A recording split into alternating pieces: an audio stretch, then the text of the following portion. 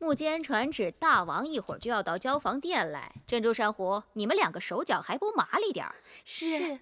王后，你要不要带这只我们从楚国带过来的金簪呢？还是带那一对前日大王赐的蓝田玉钗吧。是。可奴婢还是觉得那对金簪更炫目些。你们都把我从楚国带来的首饰暂且收起来。人要吃一堑长一智，水能磨石，但万物水最软。我既想袒护母国，又不希望和大王伤了情感，只好事事顺势而为。是。王后，再用些胭脂吧，烛光下也显得喜气些。听说大王近几日一直没有召芈月侍寝，看来大王对芈月也是淡了。是啊，人无千日好，花无百日红，还不都是这个道理？更何况那芈月算什么东西？她也想争着上位。你们都在这贬她，但我却觉得恰恰错了。大王性情刚烈，从没有回避过谁。大王若是刻意而为，定是不忍与其举语，干脆避而不见。大王这哪里是淡了芈月，明明是过于用心了。大王到！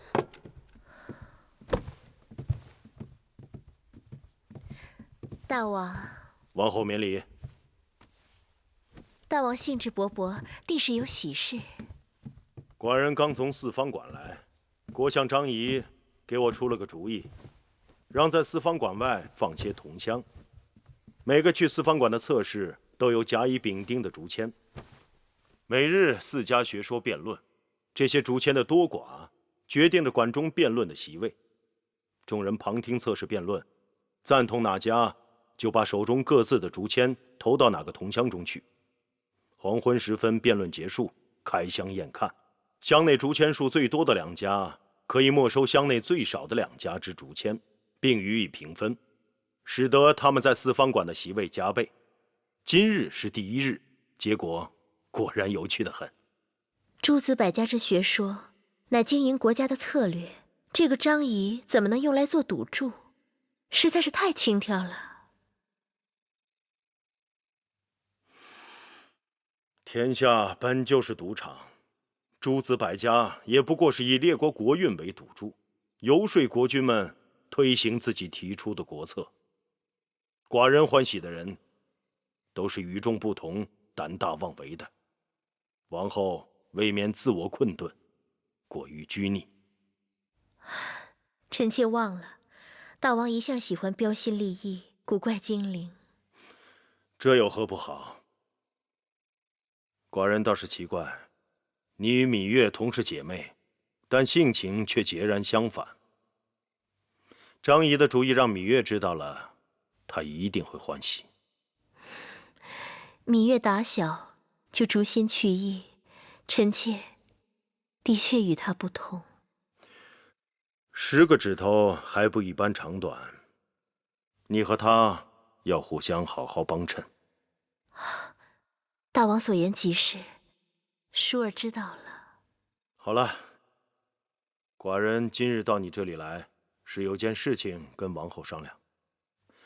2日后立夏，寡人打算带文武百官到南郊祭夏，大约要花3、5日的功夫。寡人不在宫中，后宫事务就交给王后处理了。其他事情倒也没什么要紧，就是大公主的婚事，王后要悉心操办。大王在众子女中最疼爱的就是大公主，嫁妆丰厚不用讲。只是臣妾听说孟莹至今不解大王望女成凤之心，芈月对这桩婚事也颇有微词，并曾当众顶撞臣妾，让臣妾为难得很。王后以为这桩婚事如何？大王行事一贯慎密，深谋远虑，选中燕王定是为了大公主好，女儿家娇嗔，出嫁前闹一闹也是有的。臣妾照大王的意思办。王后识得大体，有你操持大公主的婚事，寡人放心。大王整日操劳，臣妾只是想替大王分担困扰。王后今日的容颜格外娇美。大王打趣臣妾。这只发钗与王后的发饰相得益彰。秦国蓝田玉是世间极品，臣妾为大王而容。王后钟情秦国蓝田玉，却不喜秦国的范石。寡人听说，你总嫌秦宫的疏素粗粝。臣妾自小体弱，疏素容易让臣妾积食上火，所以不敢多用。无妨，你是王后，秦宫里稻米有的是，随你吃。但是寡人还是喜欢那些疏素。稻米吃了以后，1-2个时辰就饿了，不顶用的。臣妾今日特地为大王做了些点心，都是秦国物产，不知大王是否中意？究竟是何物啊？臣妾熬了山药小米粥，还有枣泥饼。这些东西虽然普通，但却最是暖胃安神的。王后有心，寡人刚好有点饿，叫他们端上来吧。玳瑁姑姑，快把点心端上来。是。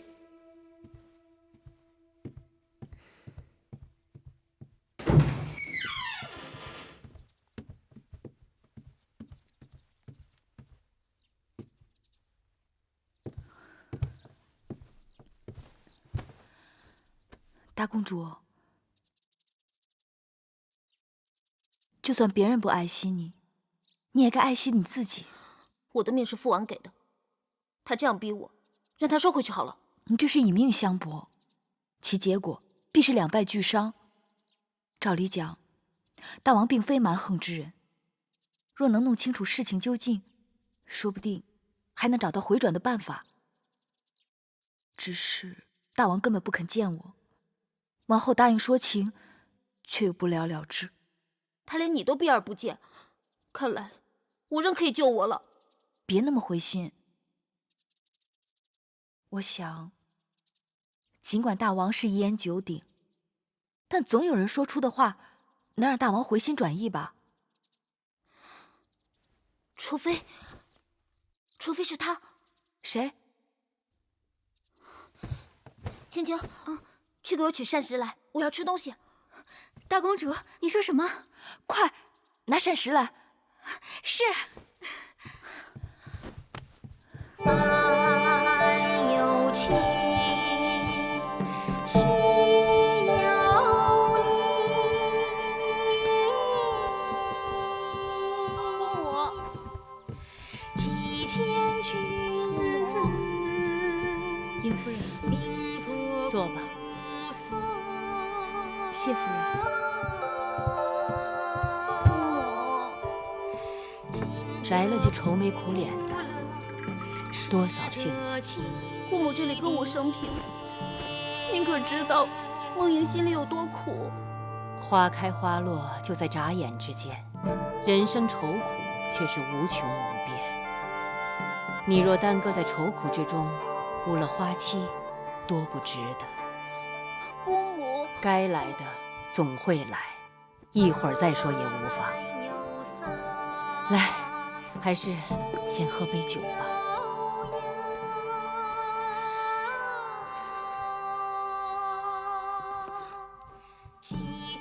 我曾说过，这世间绝对不会背弃你的，唯有这佳酿。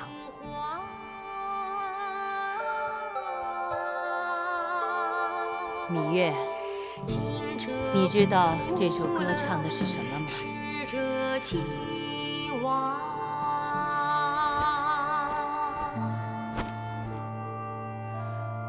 有乐及时行乐，转眼人之老矣。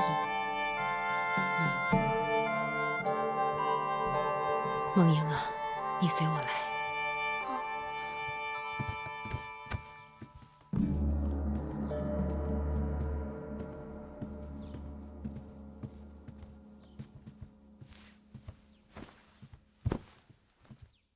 孩子，要哭，你就在这儿哭吧。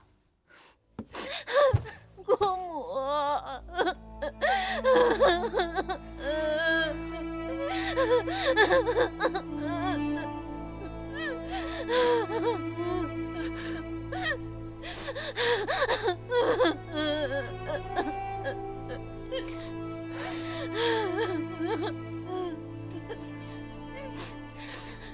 孩子，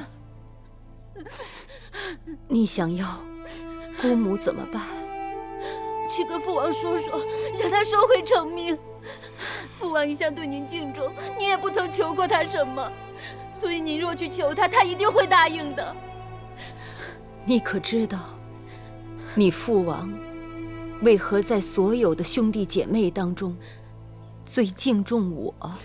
因为祖母早逝，长姐如母，也因为父王对您一直心有愧疚。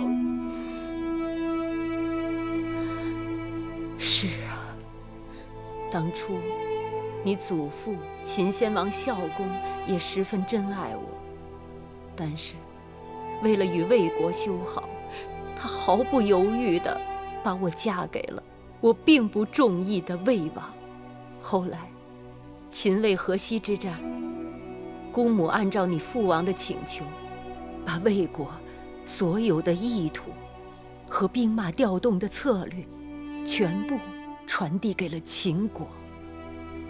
秦国因而大胜，而我却终身背负着背叛君王、出卖夫君的罪名。按律，我本应被枭首，是你父王用魏国战败赔偿的5座城池换回了我的性命。梦莹啊，你要记住，君王就是君王，尽管他们有时候也会柔肠百转，但是放在江山社稷面前，他们连一刹那的迟疑都不曾有过。这么说，祖父和父王从未珍惜过我们，姑母和我都只是他们野心的祭祀品。不对，后来我才知道，那就是他们的舍弃。他们舍弃了他们在世上最珍惜的东西。我如今才知道，父王对我从未真心过，全然不顾我是他的亲生骨肉。他的真心不是你要的真心，他宠你正是因为你是他的亲生骨肉，他逼你出嫁也是因为你是他的亲生骨肉。我不情愿，我不情愿，姑母。生在王室之家，这就是你的命。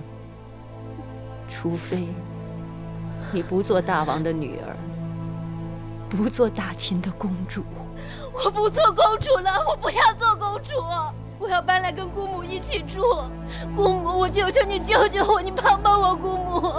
我不要嫁，姑母，我求求你，你帮帮我，姑母，我不要嫁，姑母，我求求你。傻孩子，眼下我这一切也都是你父王赐给的。从你一生下来，你就不懂得什么叫一无所有。当年我离开魏国，秦国是我的退路，我还可以寄居在此，而你眼下却是退无可退。我若劝你退，就如同劝你从高墙上跳下去。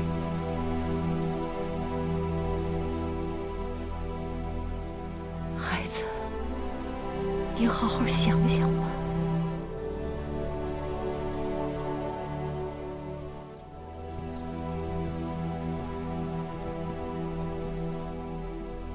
夫人，有话你便问吧。你是大秦最有见识的女子，为何要叫孟莹认命？在秦国，历代先君、储君和公子们，死于战场的不知道有多少。而王氏女子别嫁，又何曾不是另一种战场？舍身、舍命、舍情。身为君王，就真的要这么无情吗？你要君王该有什么样的情呢？是周幽王宠褒姒，还是纣王宠妲己？身为女人，我怨他们。可是跳出这一重身份来再看，失去江山的人，连性命都保不住，还有什么怨恨可言？夫人既然这么说，可言语中却还有诸多的不情愿。君行令，臣行义，他保他的江山，我保我的真性情。夫人大彻大悟，芈月受益良多。非经磨难，不能彻悟。我倒愿你们这些孩子，一生一世都不要有这种彻悟。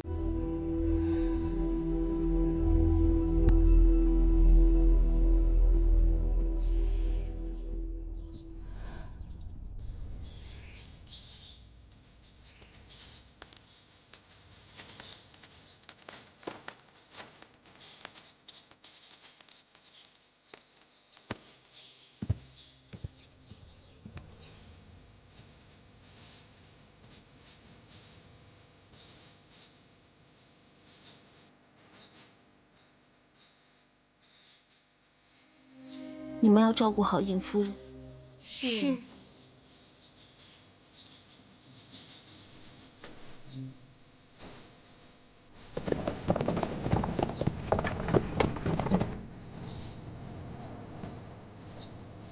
大人，夫人，你来了，怎么也不叫人通报一声？啊，我正好路过这里。孟莹他们走了。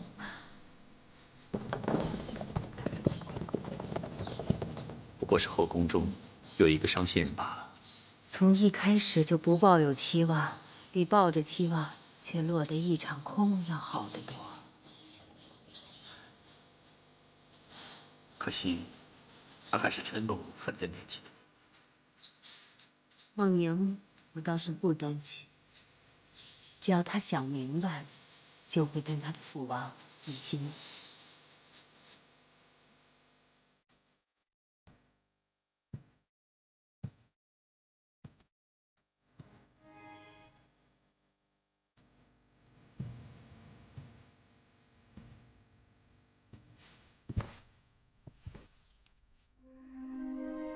孟莹，拜见父王。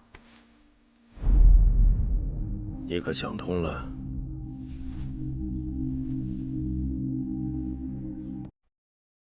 是。想通了什么？身为秦国公主，位尊而无功，奉厚而无劳，坐享其成，岂能心安？寡人要你驾驭燕王，你可情愿？驾驭燕王，并不情愿。但若社稷需要联姻他国，孩儿义无反顾。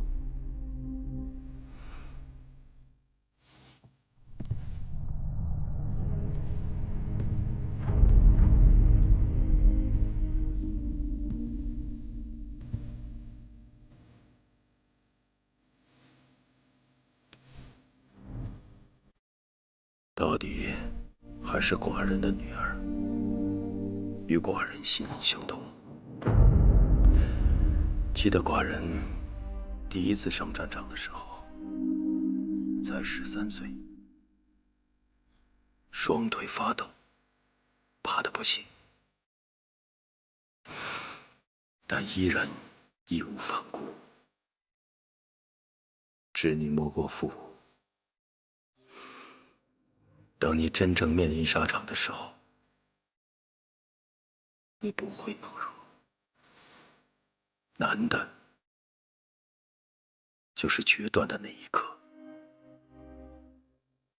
你到燕国是要把寡人的眼睛、耳朵、手臂带到燕国去。寡人不会让你孤单，你与母国唇齿相依。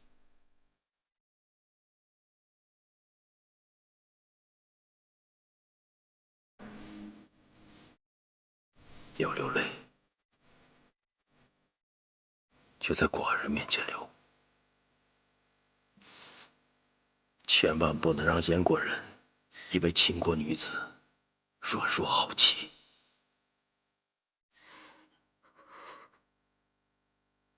你是父王最为自豪的女儿，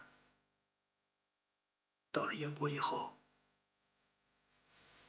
要记住，你的背后还有父王，还有秦国。不管出了什么事，尽管派人送信回来。多谢父王。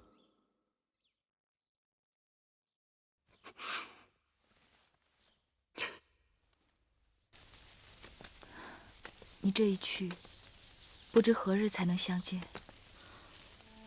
我若回不来，你就当我战死沙场了。怎么把话说得这么不吉利？和一个枯朽老头同床共枕，生不如死。这我都想开了，还怕真的死去？别钻牛角尖。福兮祸兮，事有百变。你若不能回来，我想办法去看你。我一个人在那儿就够了。你要自己好好保重。这秦宫里刀伤剑雨，无异于燕国。你能平安，我虽隔万里也会宽心。那日我带你去见姑母，是觉得你们性情肯定投合。我走后，将来有些事情，她或许可以帮你。此外，我特地向父王讨了让你出宫便礼的令符，你好好收着。有了它，以后你会容易周旋许多。你自己挚爱重重，却还为我着想。以后，我也为你做不了什么了。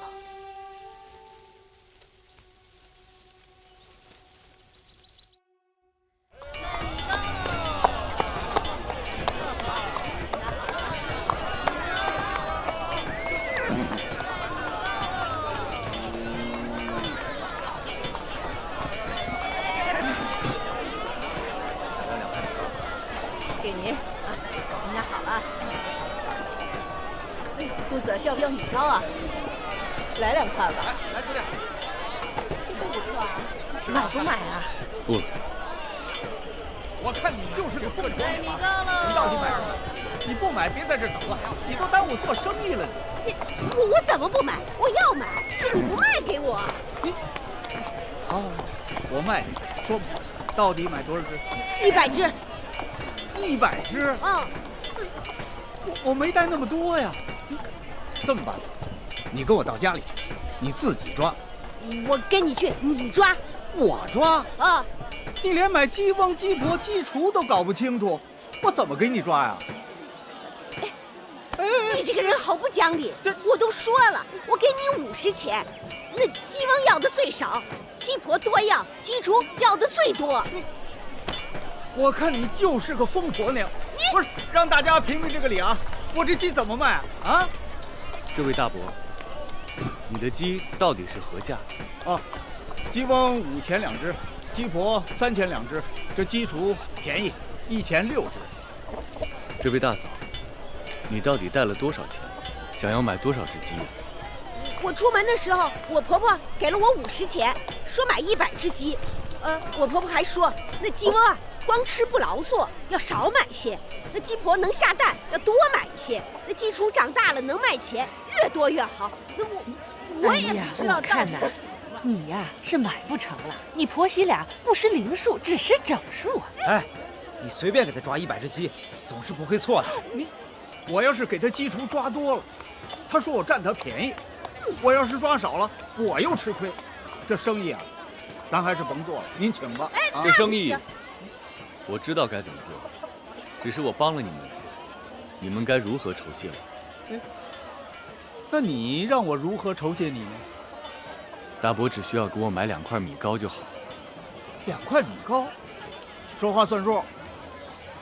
那你快说呀！这位大嫂有50钱，你可以买鸡翁4只，鸡婆18只，鸡雏78只。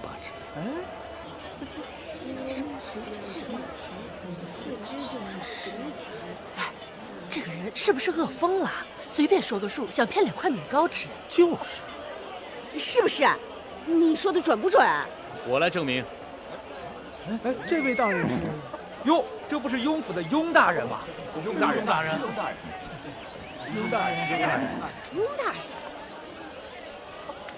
我可以证明这位公子算得没错。雍大人，那既然雍大人都说没错，一定没错了。给50钱，你把鸡送到我家里去。您先别急啊，我给这位公子买米糕去，买米糕去啊！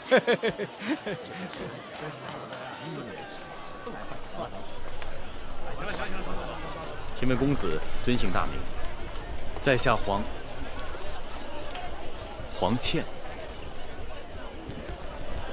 在下雍瑞，有意请公子去府中小坐，不知可否？那恭敬不如从命，请。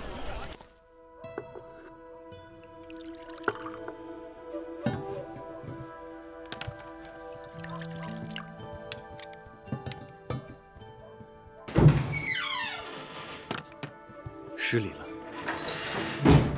公子一看就非等闲之辈，若不嫌弃，就在我雍府暂且寄身，寻找机遇，施展抱负。在下来秦国，只是与人有约，未做长远打算。秦国眼下正值用人之际，秦王视财如金，求财若渴。那张仪入秦不到1载，便被秦王败相。公子何不重作酌量？我只是一介书生，有点莫威之计。雍公子过誉了。好吧，去留之事咱们暂且在议。公子肯在雍府落脚，已让雍某不胜荣幸。来，黄公子，喝酒。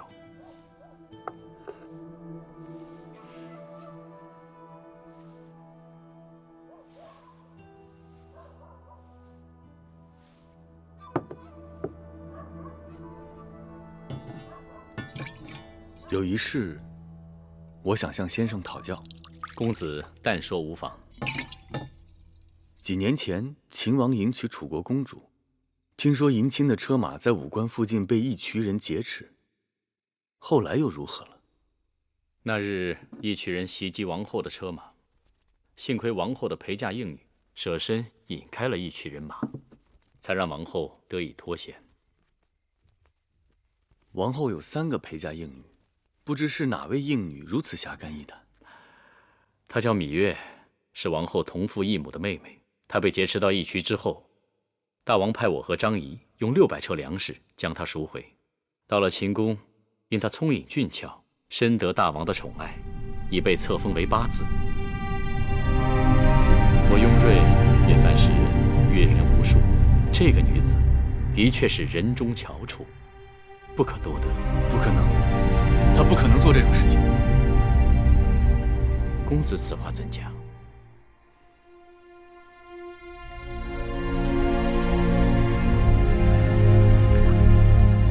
来，喝酒。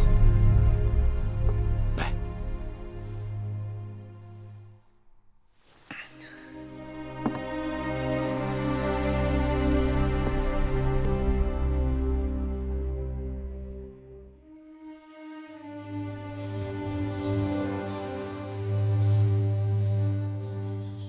父王，儿臣去了。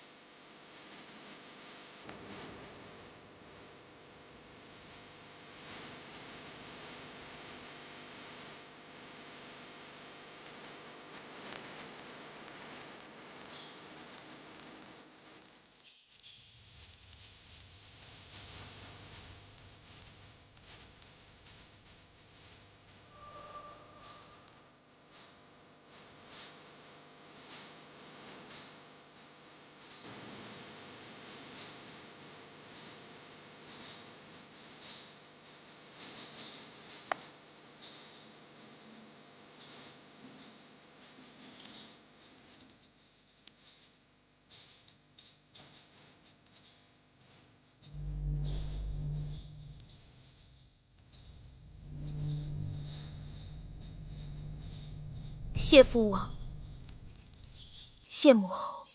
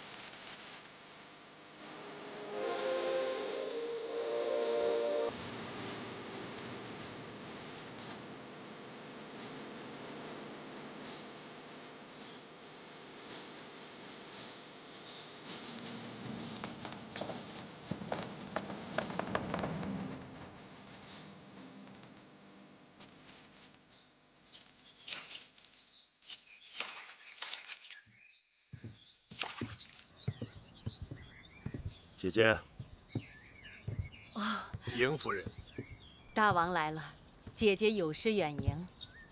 寡人去祖庙，顺便在这里歇歇脚。祖庙在东面，大王却来了北郊，南辕北辙呀。寡人，大王不必讲了，你呀，从来都是有事情纠葛不下的时候，才会想起我。世间也只有姐姐才知道寡人心中也有懦弱。在别人眼中，寡人从来都是个只知利害的无情之人。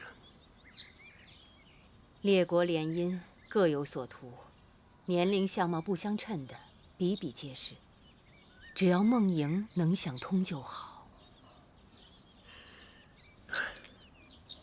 但看梦莹郁郁寡欢，寡人心里也痛。梦莹性子要强，作为公子妃倒也罢了，但是要作为一国的王后，那要忍许多不得不忍的事情。我是吃过那个苦的。回头想想，我如今过的日子，真比那时候高兴多了。如何高兴？你看看，这赏鱼、赏花、打猎、抚琴、酿酒。大王，去年秋天的时候，山果繁盛，我还亲自酿了一些果子酒呢，送了雍瑞几坛子，他赞不绝口。大王若是喜欢，也带走一些，尝尝我的手艺吧。说到酒啊，寡人还记得儿时你第一次酿酒，酿得比醋还要酸，还硬要寡人喝。如今手艺大有长进了吧？如今也没有人敢硬要大王做什么了。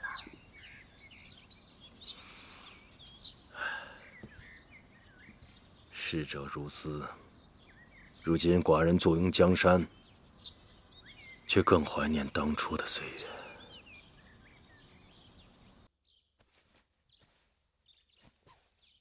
这衣服会不会做得太大了些？萧冉和蓉儿都是长个子的时候，他俩的衣裳还是做大些为好。萧冉小小年纪就从军了，这也太苦了他。听说司马将军眼下将他安排在自己的大帐里，带在身边，时时调教。还不到1岁就没了娘亲的孩子，幸亏有你这个姐姐。萧然从小有志气，想来不会辜负我们的。蓉儿也长大成人了，但因为威后阻碍，楚王一直没有给她分封。想到她孤身一人在那儿，无依无靠的，真让人揪心。八子，大坚来了。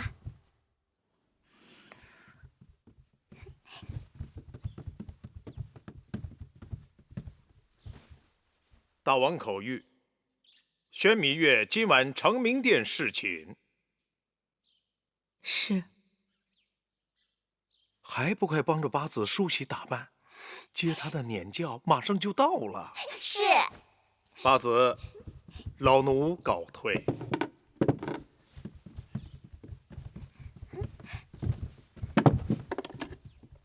不需要麻烦，平常装束便好。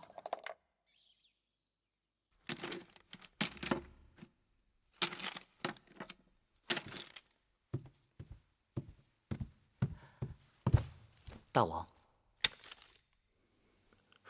不是这个，寡人要的是昨日寡人看过的那卷琴律。是。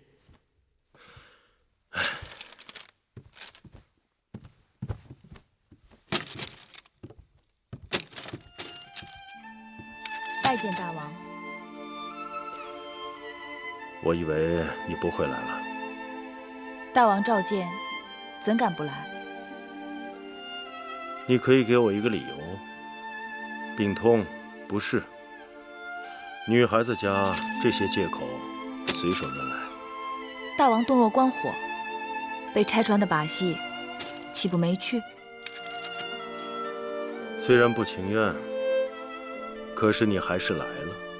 虽然来了，可还是不情愿。你这个丫头，为何如此倔强？芈月只是说真心话罢了。大王若不喜欢，那以后芈月慢慢学着说假话。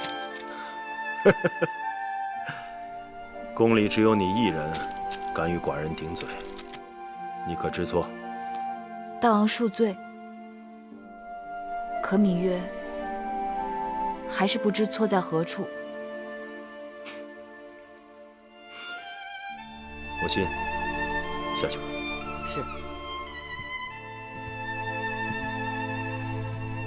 坐。谢大王。坐到寡人这儿来。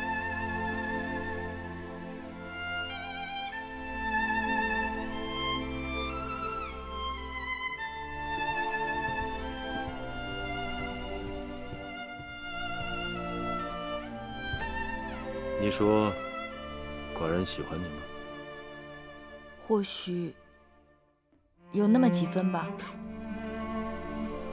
坏了良心的小丫头。可无论寡人有多喜欢你，还是要常常到宫中其他嫔妃那里去。你说为什么？因为您是大王啊。此刻，我与你在这承明殿里，我是你的夫君。明日我出了这承明殿，便是一国之君。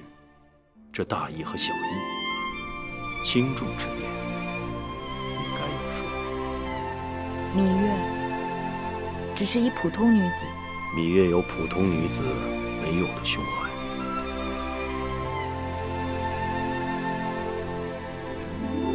大王是想要芈月学会做宫中女子？寡人不要你做宫中女子中的一个，而是要你在寡人眼中独一无二。行了，别跟寡人赌气了。寡人找你来是有正事，听说整理王后陪嫁的书简之事一快了结，你近来在演练新招来的乐师。芈月只是不想让光阴荒废了，再者，也可以让楚国带来的编钟和其他乐器物尽其用。既然如此，你可愿意每日来给寡人整理书简和奏章？我？寡人要用的书简和奏章浩繁众多，无人分类归档，翻找起来耗时耗力。你可每日免召进入承明殿，为寡人整理书简和奏章，归类收藏。这么说，这里全部的书简和奏章都由我管辖？是。我可以随意翻阅这些文字啊？那是自然的。谢老伯恩典，芈月求之不得。怎么又叫寡人老伯了？芈月更喜欢大王做邻家老伯，不喜欢邻家老伯变成大王。小丫头，你一准知道，你笑起来比哭挺用多了。月儿不知，精兵利器足以毁掉寡人的社稷。对了，明日是7月初1，寡人想带你去一个地方，不过到时要让木间给你准备一套合适的暖装。明日要去哪儿啊？明日你就知道了。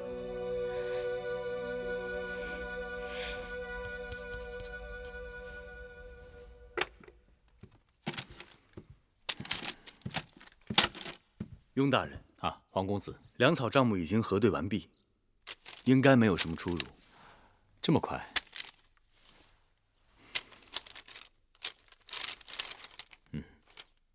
幸亏有你帮忙，不然我一个人忙到手忙脚乱都弄不完。举手之劳而已。一会儿我要去宫中见治粟内侍交接账目，午后才回来。进宫？雍大人，能否带上子倩同往？哦，在下听说咸阳宫恢宏无比，想借此机会一开眼界。也好，万一有什么问题，我也好找你核对。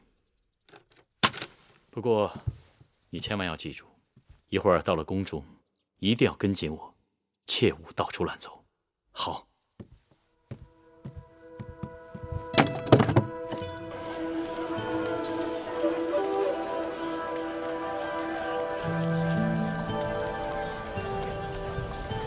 这里就是天下侧室云集的四方馆，也是如今咸阳城最热闹的地方。王公子哪天有兴趣，可以进去看看。好。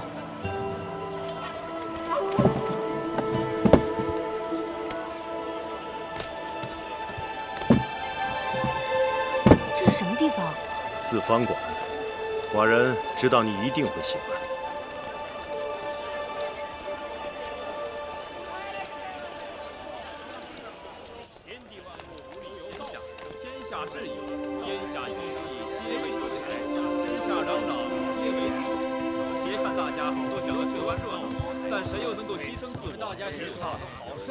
良猪汉来，人谋利，无利则化兵平战，有利则洒血断头。儒家也说过，有横禅者有恒心；法家也说过，人性遂利。所以，无论是儒家还是法家，都应当从我派之言。胡说！人性本无，世间如染缸，入仓则仓，入黄则黄。治国之道，犹不可听乱也。人之异于禽兽者，乃人能互助互援。可听出什么来？减少不平，争取公平而立。各家说各家的理，却都未必能够压倒别人。百家争鸣已数百年，谁能说服谁，谁又能够压倒谁呢？其间相既然如此，为什么还要争呢？五行即为五德，万物与五行对应，各具其德。天道运行，人事变迁，王朝更替，更是五德转移之结果。你们都说得好听，却空言无补。如今诸子百家当中，真正能有所作为的是我们兵家。兵者，国之大事。小丫头，你刚才问我什么？得知众寡强弱。我说，既然如此，为什么还要争呢？克敌制胜。争是为了发出声音来，各种声音意味着推陈出新和长进。原来这世间只有周礼一种声音，四方沉寂。我大秦在俗人眼中，也不过是为木马的边鄙野人。周天子的威望倒塌，才有了列国和我大秦的崛起，有了各方人才的投奔，有了这四方馆中百家争鸣，激荡文字，人才辈出。可臣妾昨日在大王的成名殿里翻阅商君书，商君斥其他学说为贼，大秦用的可是商君之法。在我看，任何一种学说都在尽力排斥他人，但总有聪明的学人在不断吸取他家之长，丰富自己。而君王则一家为主，数家为辅，内佐王政，外扩疆域。这真是一个好主意。每逢初一十五，这里都会有大争辩。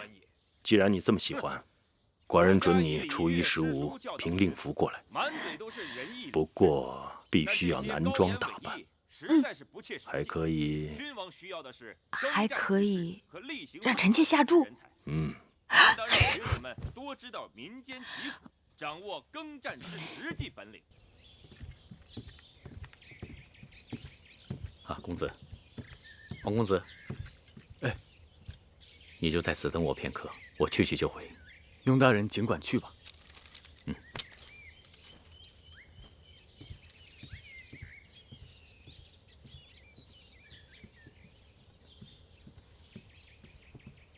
敢问，敢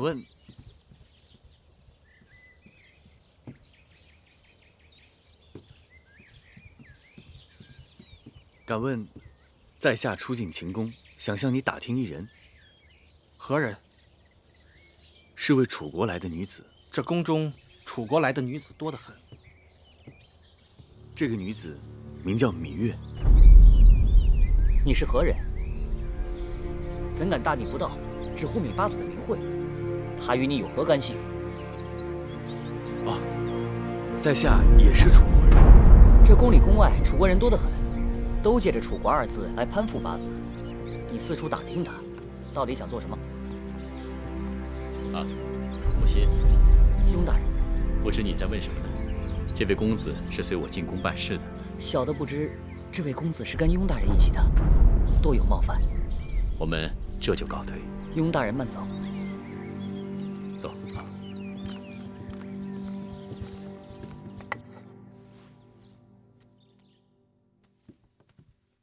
王后，楚国那边刚送来的书信。王兄和母后好久没来书信了。是啊。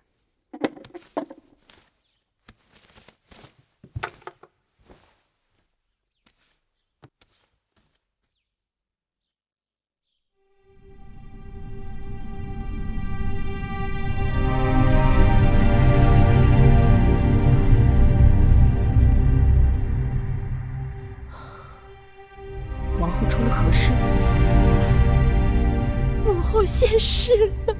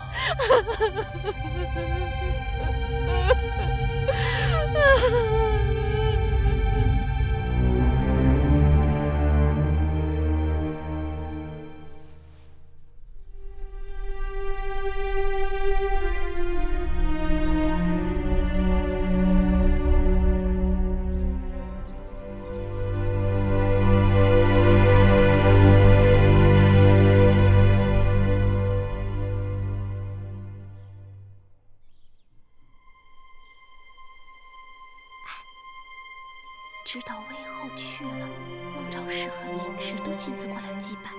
可直到此刻，那个芈月不仅没有露面，连声问候都没有。今日我还曾特地去会院通报魏后故去的消息。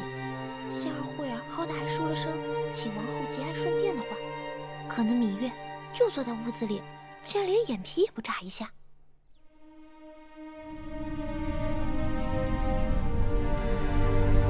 姑姑，你说在我出嫁前，母后日日守着这些陪嫁裙的，看了不下数十遍。魏后字字斟酌，唯恐一点疏忽，让王后在秦宫用度不足，衣食不便。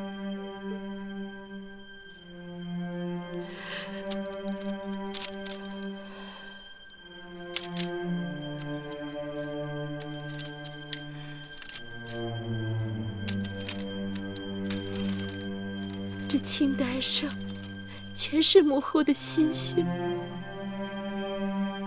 可我却从未认真看过。王后出嫁，魏后可谓喜极忧戚，柔肠百结。母亲，孩儿不孝，皆悔莫及。王后不必自责，魏后指望的就是王后在秦宫根深叶茂，成就子孙帝王万世之业。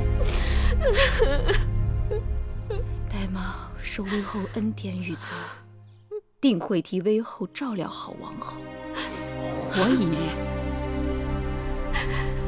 便会竭尽全力保王后在秦宫平安。姑姑，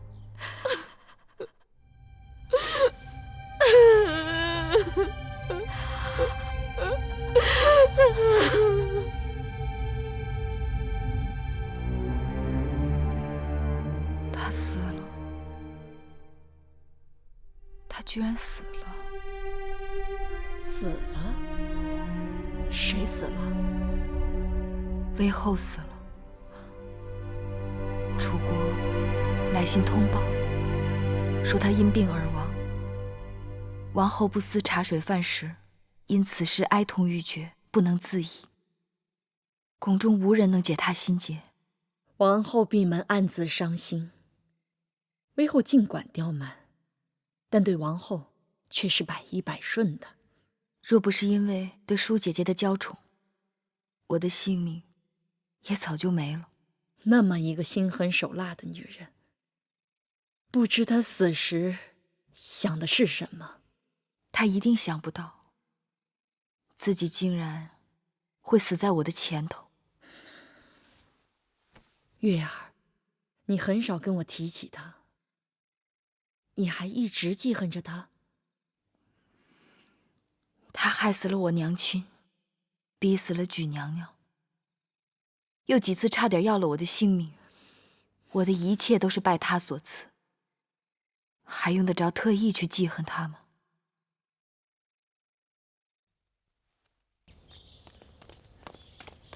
先生，公孙先生，你怎么来了？我今日来也是迫不得已。出什么事了吗？先生是否曾有块符节交给义渠人使用？确有此事。那是在秦王迎娶新王后之前，我借给他们的。当时说好了，用完之后即刻奉还。但是因为事情没有办成，他们却也赖着不还给我。这事情都过去2、3年了，我现在正在想办法与他们交涉。先生不必痴心妄想了。前些日子，我们在义渠国的密探秘密通报，早在半年多前，秦国的雍瑞大夫以重金从义渠王手中买走了那块符节。什么？这怎么可能？如果真是如此的话，秦王为何待我从无异样之处啊？那不过是猫戏老鼠的手段而已。眼下先生随时都可能大祸临头。事不宜迟，魏王已经为先生做好了安排。8月初1，我在城外接应先生离开咸阳。这是给你准备的出城符节，这是伪造你身份证明的注册。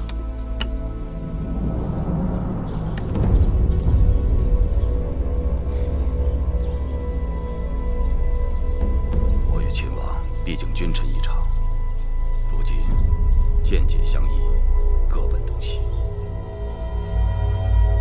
再见，恐怕就是在战场上了。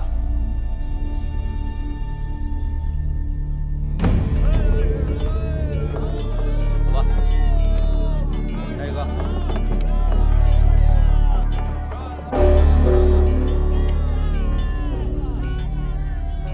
来人，拿下！为何抓我？为何抓我？听说我是个魏国的奸细，说抓人就抓人，有证据吗？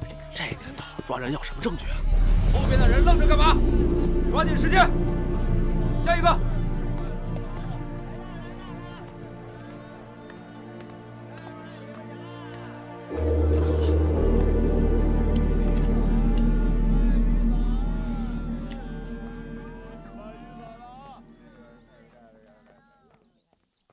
放行。下一个。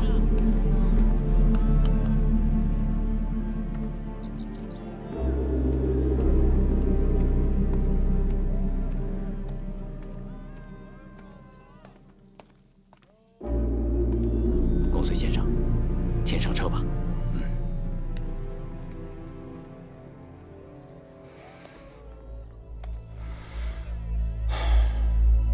我若再回来，必是率领兵马入咸阳。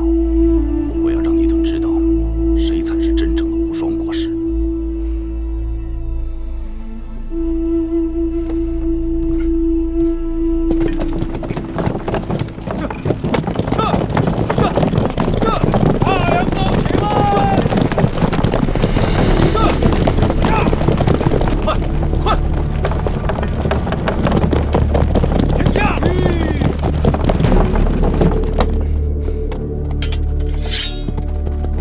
车内可是公孙衍？公孙衍，请下车吧。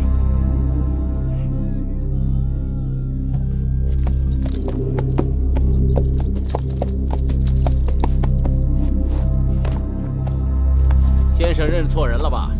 车上只有区区2个商贾，并没有什么公孙衍呐。昨日朝堂共事一军，今日相见，公孙衍为何缩头缩尾，不敢相认了？下来吧。罢了，罢了。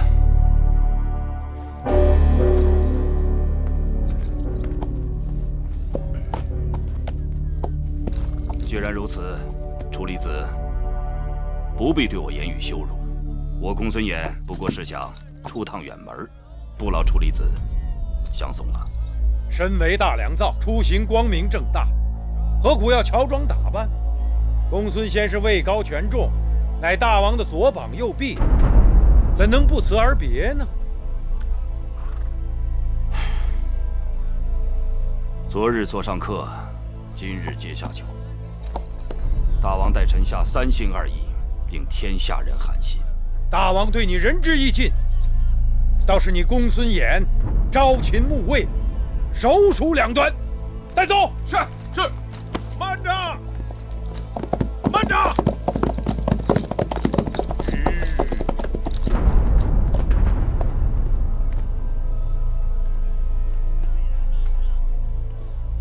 大王口谕：公孙先生曾为秦国社稷立下汗马功劳，听闻即将远行，特赐千金以壮行色。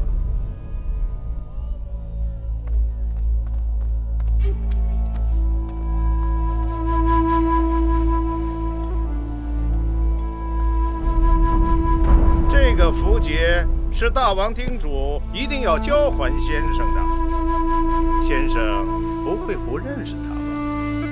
这是你3年前给义渠王使用的，大王重金赎回。这次先生要去魏国，这一路关爱重重，有了它，可为先生免去许多周折。接着吧。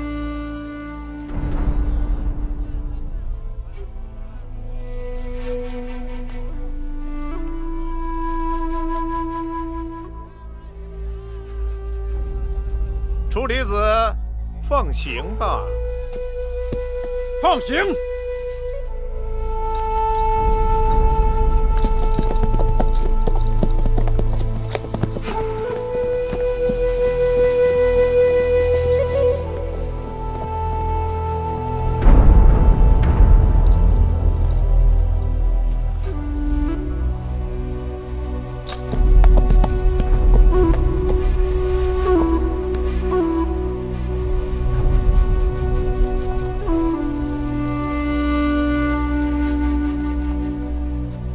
孙先生，慢走。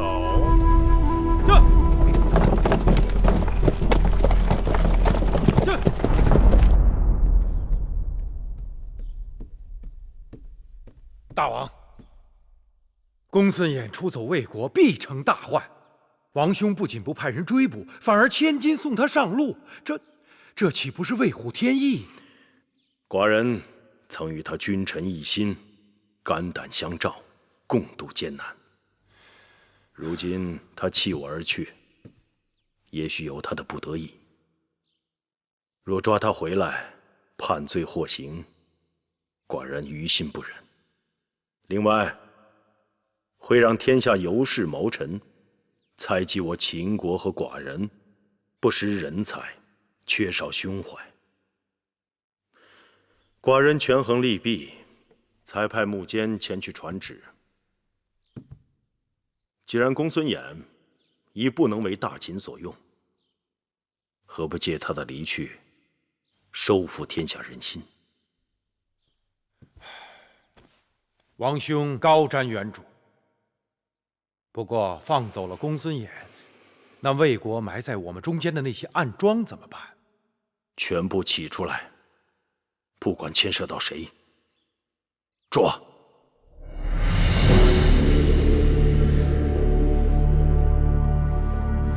姐姐，你出去吧。是。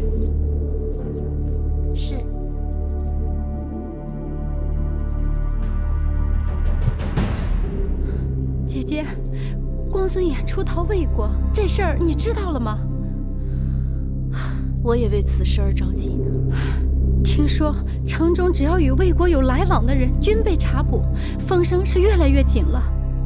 大王赐给你的那个铜符节，你还带在身上吗？啊，在这儿呢。收好了，这可是能保命的。姐姐，你什么意思呀？我过去跟公孙衍都有交往，而你只是一个深宫妇人，既不知军国大事，也素来和我来往不多。从今以后，你就不要再到我这里了。姐姐，如今公孙衍已经出逃了，这铜符节再也寻不回来了。我这次只有坐以待毙了。姐姐，那同福节你也不可能日日藏在箱子里呀。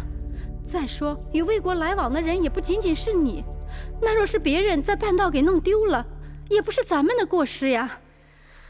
是福不是祸，是祸躲不过。这同福节的事，必定要有一人顶包。妹妹，姐姐叫你来，是有事要托付给你。你我虽非一奶同胞，但因从小一起长大，胜似亲生姐妹。在宫里，除了你，姐姐唯一的亲人就是华儿。姐姐若是被大王治罪，华儿必受连累。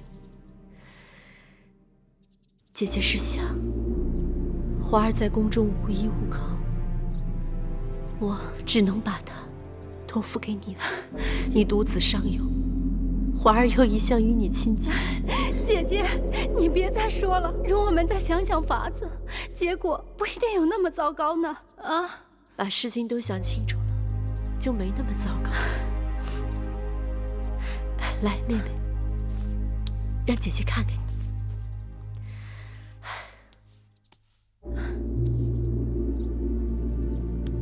你说这时间过得还真是快，这转眼我进秦宫已经近20年了，而你也有10几年了。那时候你还是一个毛手毛脚、经不起事的小丫头。记得那年你失手打碎了大王的一个碗，吓得你躲到了交房店的偏殿，浑身发抖。姐姐，后来还是你替我顶了罪，还被王后罚跪了2个时辰。逝者如斯夫，你已为人母，姐姐也老了。姐姐，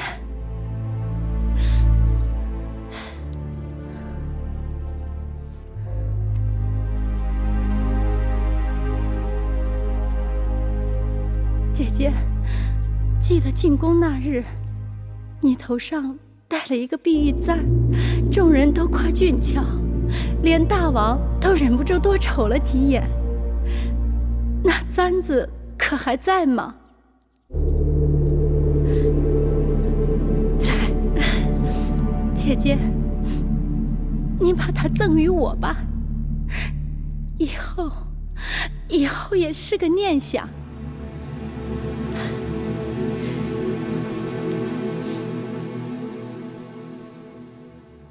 你等着，姐姐去给你拿。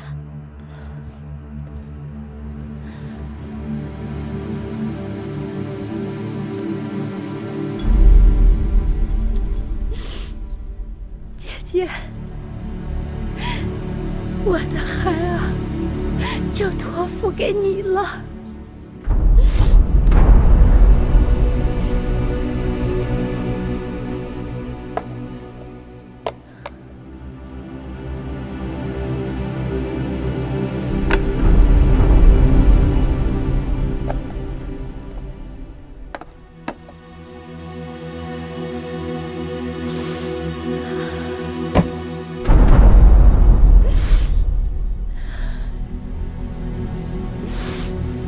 姐，你多保重。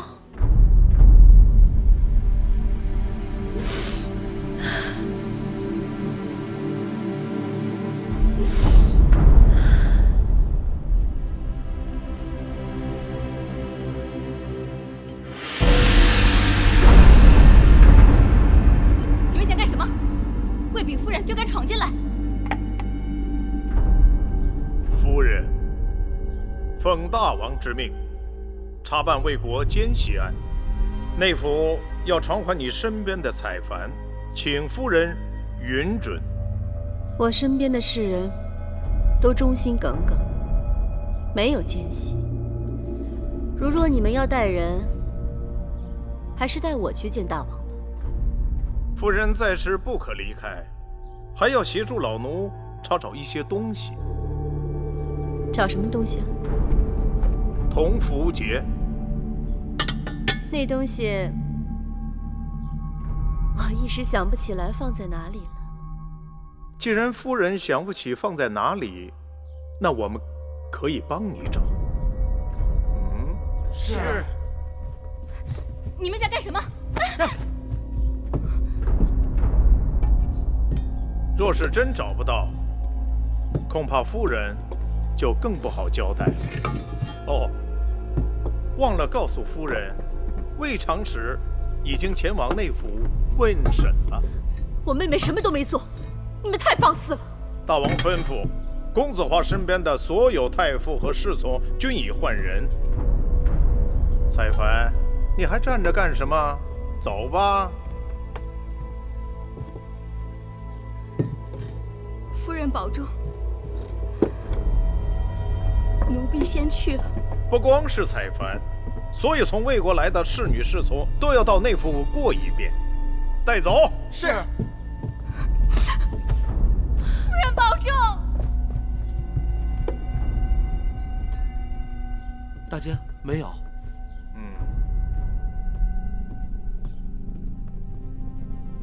禀告大姐，同符节找到了，是小的在正殿的首饰盒里找到的。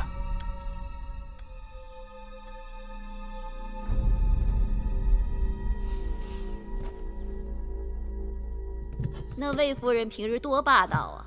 如今眼看着她手底下的人一个个的给拉去过审，总算是出口恶气。可不是，大王可算要跟他们算总账了。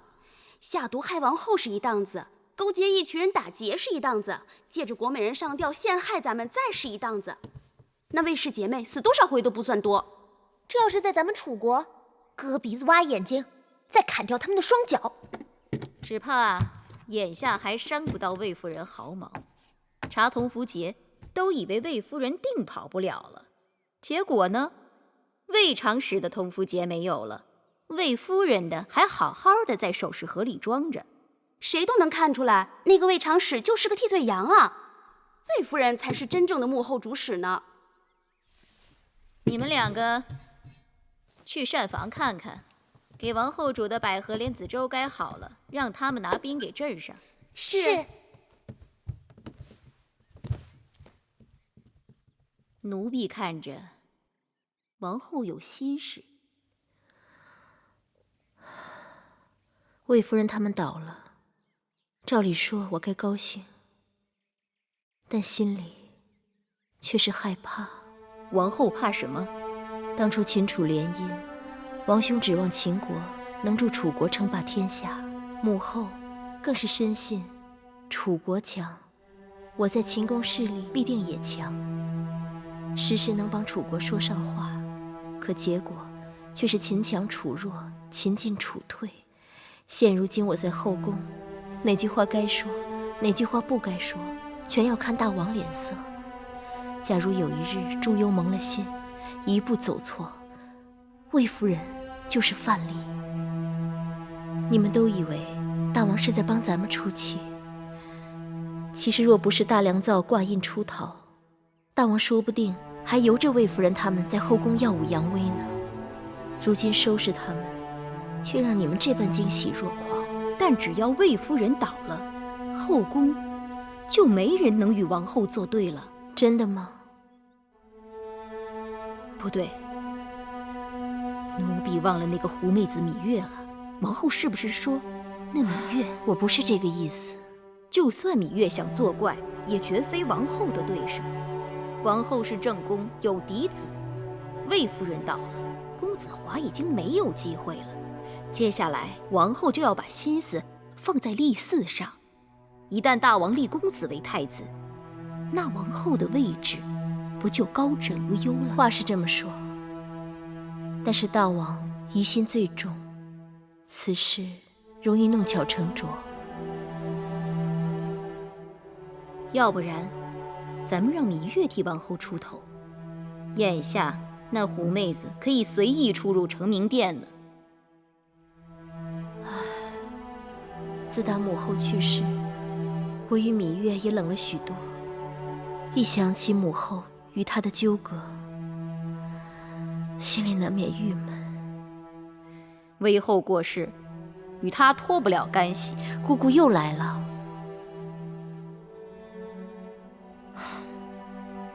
算了，你去传话吧。过几日就是8月15，让芈月他们到教坊殿来，顺带着叫景氏和孟昭氏也来。魏夫人倒了，总是幸事，我们姐妹们也该聚聚了。